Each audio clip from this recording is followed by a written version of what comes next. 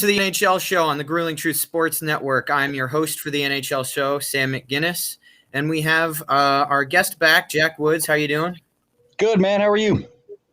Doing pretty good. We got an interesting talk to finish from last couple of weeks we've done this, and it's been a lot of fun. Last week you were a bit excited to talk about the Blues, but for those of you who don't know, today we're covering the West Division in the NHL. And we're since you were excited about that, I'm a little excited too. We're going to start off with the Blues. Your thoughts for them to this point? Well, I mean, they're second place in the division, Sam. They're idling at 26 points, right under Vegas, the top team in the division. I think that they're playing a steady game right now. I'm a little bit disappointed that the Blues are at as high as they are in the standings, but. No, I mean, David Perron and Ryan O'Reilly have just been stellar. Jordan Bennington, in spite of taking a few pot shots at all the Sharks bench, I think Bennington's playing pretty well right now. Overall, the Blues are a team to talk about, as much as I don't like to admit it. You know, I got a couple of friends here at DePaul who are from St. Louis, and they're kind of giving me a few jabs about the way St. Louis is playing versus Nashville. So, I mean.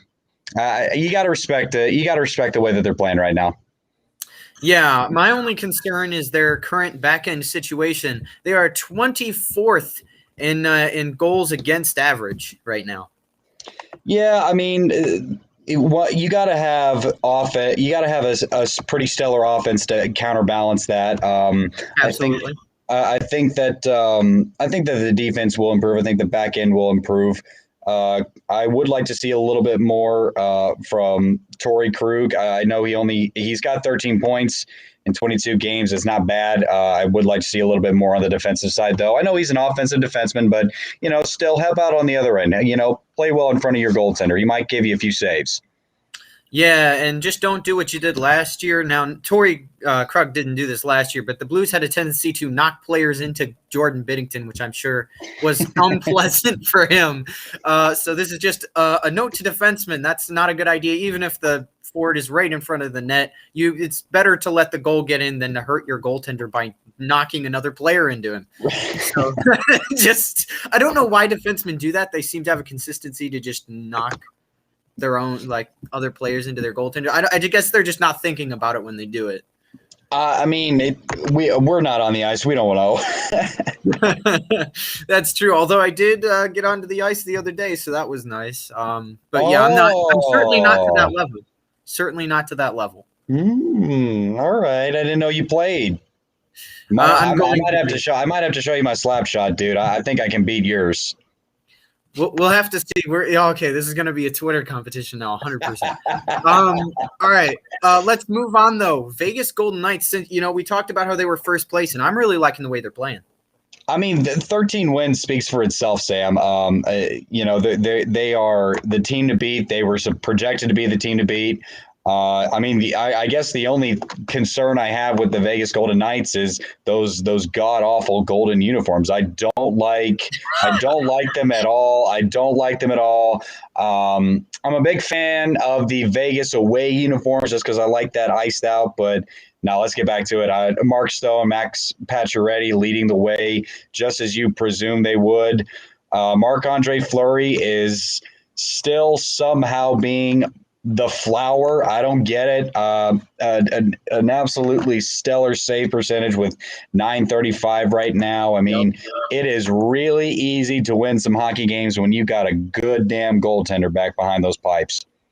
Yeah, and 3 shutouts to this point also. It's interesting because for the last two and a half years, Marc-Andre Fleury has been melting down in front of the net, which is why they had to get Robin Lehner in the first place.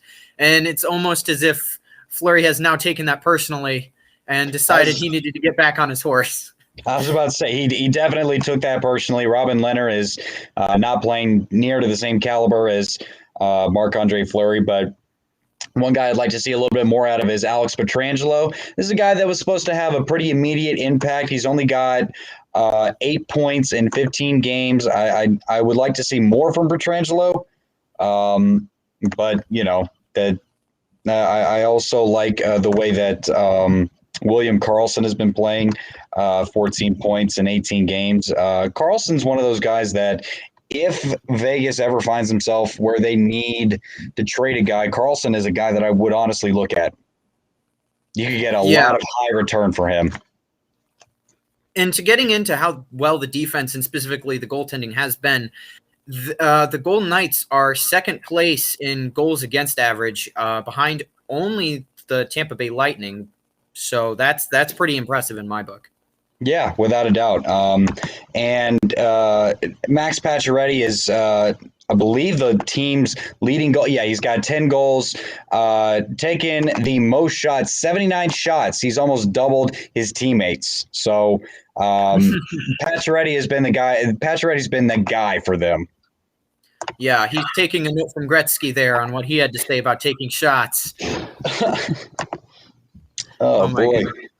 All right, let's move on here, though, to the Anaheim Ducks, or I might as well just start calling them the Anaheim Sucks because they are awful. They're horrible, and they were going to be horrible. They've been horrible. They're horrible. They're almost as horrible as Detroit. John Gibson John Gibson is a Vezina winner if he plays on the East Coast. And I really hate the fact that a good player like John Gibson has wasted his entire career with a god-awful team like Anaheim. I mean, they don't even they're playing. They don't deserve it. They play like they're in the American Hockey League. I mean, they're just a bunch of nobodies. It is just horrible. Like the best player on the Ducks is a mid-pack team statistic wise with a mediocre team. Like, they are bad. Yeah, and I will say one of the few bright spots has been Trevor Zegras, who has come up from the AHL and is looking decent. He almost scored his first NHL goal, an NHL goal with a lacrosse style the other day. But I have to give the goalie credit. He somehow got around and has proven that as a goalie, yes, you can actually stop those. Well, I mean, you just got to get your chest to the pipes, man. You just got to get moving side to side. But this team is exactly where you'd expect them to be. They're horrible. They're going to be horrible. I would say it's time for a rebuild, but honestly, I would consider relocation. Like, it's so bad. Yeah, they're forget rebuild. You're already in it. And I think Trevor Zegras is a good start. But you need more. Especially give John Gibson some defensemen, please. He's suffering. It's getting exhausting just watching him try and bail out his teammates. But I mean, to be quite honestly, if that's what the Ducks want to give John Gibson, then if I'm John Gibson, I'd want to get elsewhere.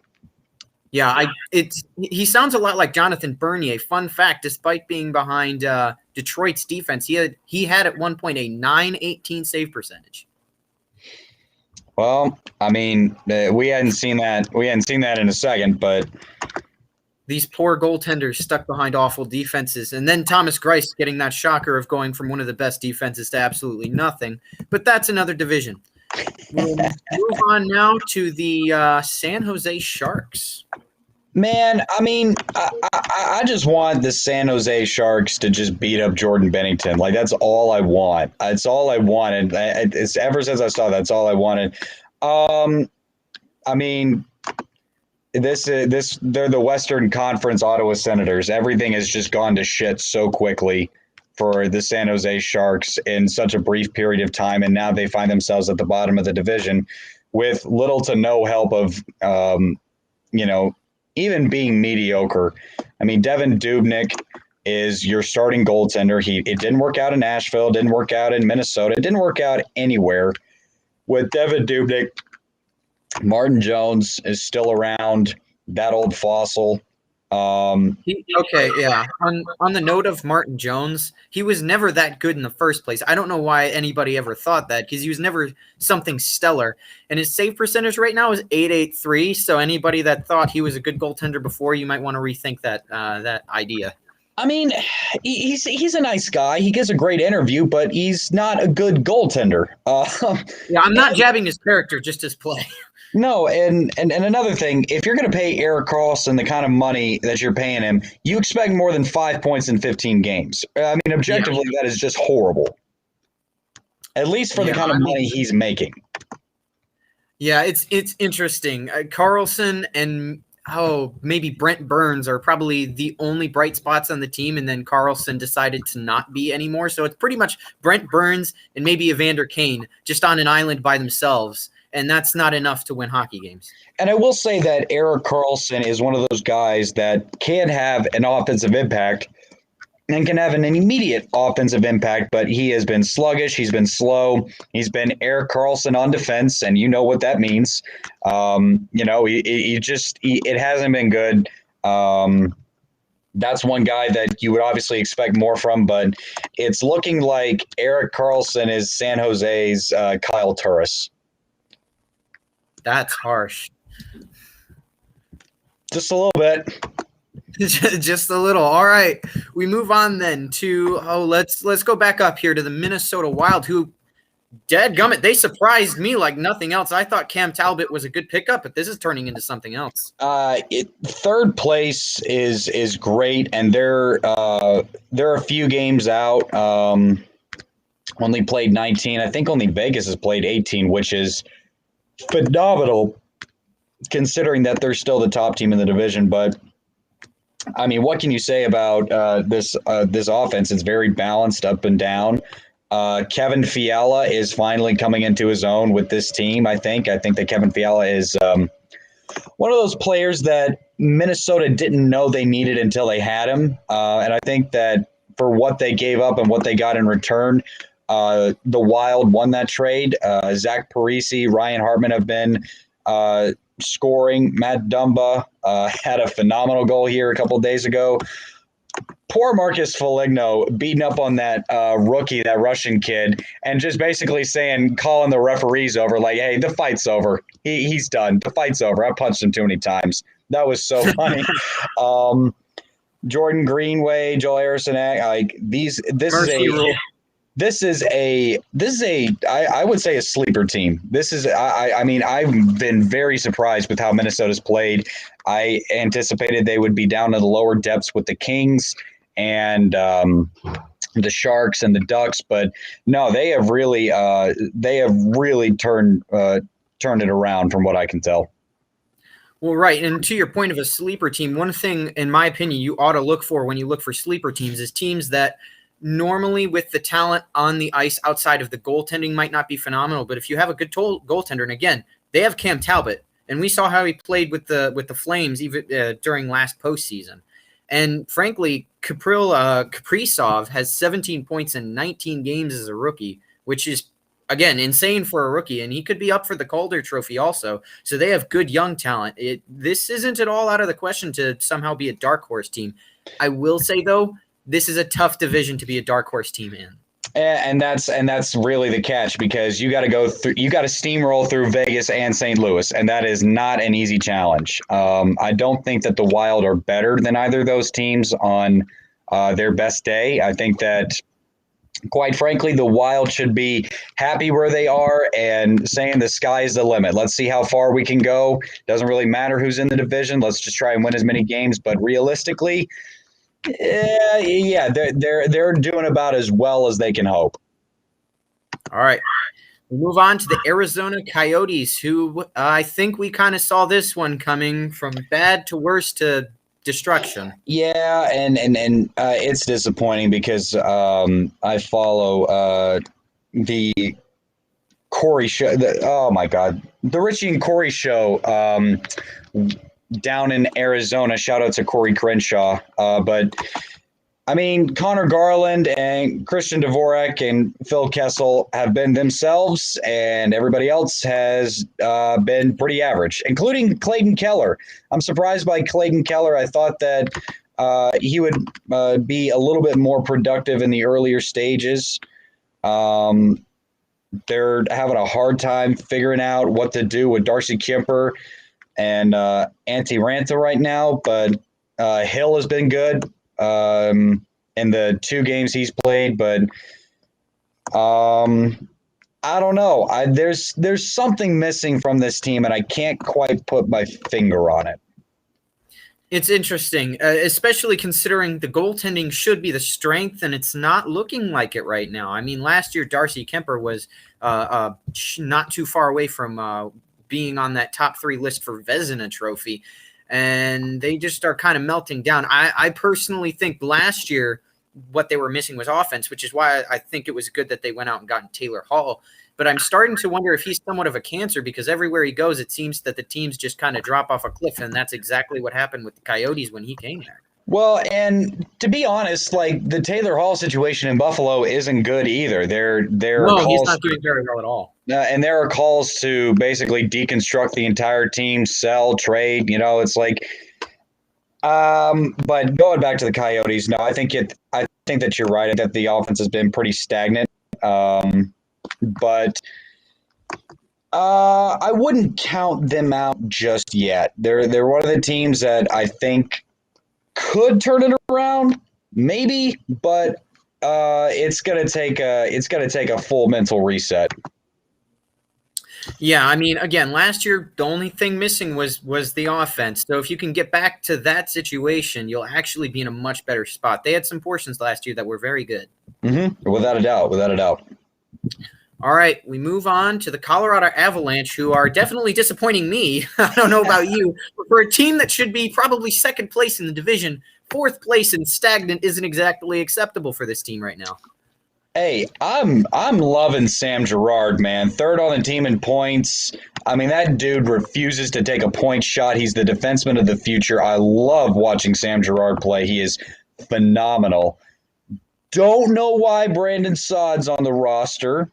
It kind of seems like they're rotating through a few bodies right now. I haven't been keeping up with the Avalanche. I assume that they're probably injury or COVID-19 related, because they've got a lot of guys on the stat sheet, but Nathan McKinnon and Mikko Rantanen are who they are. And Cale Makar is also a guy that I like watching play.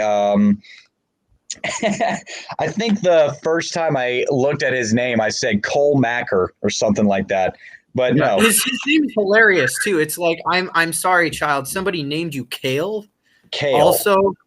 Also, credit to him. He's a freaking small defenseman. A 5'11", 187 pounds. This guy looks like baby Randy Quaid. He's unbelievable. Yeah, it's hilarious. He looks ridiculously small, and he's got these huge rosy cheeks every time he's on the ice. But then he's a boss, so you just kind of shut up and let him do his thing. Yeah, I agree. I think I would like to see more out of Landeskog. He's splitting 10 points down the middle with 5 goals and 5 assists. But Rantanen and McKinnon are putting up the kind of numbers you'd expect. But Landeskog's kind of trailing off. He's running middle of the pack with the rest of the team in terms of stats right now. But I think it could get better. Yeah, I think with the talent of Landeskog, he could definitely turn it around. I mean, Nathan McKinnon, Landeskog, and Rantanen are really the 3 names you always remember when you think Avalanche. So I think he'll be able to get back up there. Just give him a little bit of time. Yeah. All right. Our last team in the division, we move to the Los Angeles Kings. Wow. To be honest, not seeing Los Angeles at the very bottom is very surprising. They are exceeding all of my expectations. Let's put it like that. They've got a bunch of old men on their team just skating around. Hardly any fresh life. And they're still doing better than 3 other teams. So if I'm the Kings, it's been a great season thus far. I'm loving what I'm seeing. This isn't a Stanley Cup caliber team, hasn't been for a while. So the fact that they're giving their fans even a little bit of semblance of entertainment it should be more than enough for Kings fans. Yeah, and this is the funny part, because there's also a bad twist to this. They actually might need to be tanking right now, and the fact that they're not is going to mean when they have to tank, they'll tank even harder than they were going to in the first place, because all those old men are going to be gone in a few years, and then they're just going to be shuffling through people like decks of cards. Yeah, and Calvin Peterson and Jonathan Quick have been splitting goaltending right down the middle. Quick's got 10 games. Peterson's got 11. Peterson's emerged as the better goaltender, in my opinion. Jonathan Quick's an old man, like we keep saying. I don't know. I think that if I'm the Kings, we're probably doing a little bit better than we need to. Like we should probably take our foot off the gas pedal so that, organizationally we might get a better draft pick at the end of this year. Yeah. I mean, I don't worry about it too much, obviously, because it's not like the NFL. It's a draft lottery, so you still got a chance even of making that number one pick. But, yeah, as a Kings fan, I would feel split because you want your team to tank because you need better players. But at the same time, you really hate losing that much. As a Red Wings fan, I can personally attest to this. Split all the time. You want your team to win, but every time they lose, there's always a little bit of sweet in there because that's a better draft pick likely. So it's a little interesting that way. I would agree, man. And they're above 500. They're above 500. The Kings are above 500. This is the funny thing to note. It also being fifth place and also being above 500 is interesting. I mean, if you include the OT losses, though, they're 9-11. So it depends on how you see it. Well, I mean, the thing is, if they start playing better at home, they're above 500 on the road, and that's better than what you can ask for. I mean, they're not going to win every single game. But if they can clean it up in front of their home crowd, they've got a positive 4-goal differential. I think that, maybe it could get even a little bit better. But it's also the Los Angeles Kings, so don't get your hopes up. Also, even if it got better, you just get smashed in the playoffs and then also not have that playoff pick. Or pardon me, that draft pick. So it doesn't matter either way. It doesn't matter either way. I would honestly just keep doing what I'm doing, and if everything works out, then everything works out. All right, there you go. On a side note, some news. Sidney Crosby is going to miss a game due to COVID-19 protocol. Well, there goes the Penguins. It's like one game, so I'm not too concerned. But yeah, if it was like a series of games, I'd be like, you're done. Well, I mean, they're barely hanging on right now. They're barely 500. And granted, I believe that the East is the toughest division. Just overall, I think that they're just such good hockey going on in the East. But losing Crosby even for a game is going to be very detrimental to that Penguins offense. Yeah, and I remember I had a conversation about this with Sam Teets on the Sam and Sam show. We were talking about this, and really, if the Penguins lost Sidney Crosby permanently today, they would instantly be starting a rebuild. Yeah, I agree. And just the presence of Crosby enables the Penguins to at least be a fringe playoff team. And I firmly believe that every single year, as long as Crosby is with the Penguins, they've got at least a chance. But you're absolutely right. If they didn't have Crosby, let's scratch everything and start over. Well, yeah, and you'd also have some pieces to get rid of at that point. I mean, you have Malkin, you've got Tristan Jarry, who's still got some value. You've got Chris Letang. So the problem is if you lost Crosby, you wouldn't be in the basement, but there's no way you'd be able to make the playoffs. I mean, they're barely scraping by now. So at that point, you could still get some serious trade value for some of the pieces you have. Also, if you're a Pens fan, it would be insane to trade Crosby, and I think all the Pens fans know that. So whoever is in charge of these rumors that have been coming out, you need to stop. Nobody's trading Sidney Crosby. Yeah, and well, hold on, because we also said that Tom Brady wouldn't get traded, and then he's lifting his he's tossing the Lombardi Trophy on a yacht to his teammates because he can. This is a stupid thing to do, by the way. Because he can, because he's Tom Brady. He's won however many Super Bowls. Oh, I just got another one of these back there. I don't need this. I don't need this. They could fall in the ocean for all I care. Oh, it's still a stupid thing to do either way. But, I guess when you've got that much money and you've had as many of those as you have, yeah, I guess you don't need another one. Well, that's all I got on the Kings, man. Yeah, it's been a good show. It's we just finished up our entire series of taking through all the NHL teams and how they're doing right now. If you want to see the rest of those, you can look back at our other NHL shows. You can just look it up right on our Facebook channel. Quick note, Sam and Sam's show is going to be at 7 p.m. this week instead of 9:30. It'll be on the Grueling Truth Facebook and YouTube, just like this episode of the NHL show is. We cover NBA, NFL, and NHL. So if you want a multi-sport show, that's your place to go. But for right now, I think that's all we got. And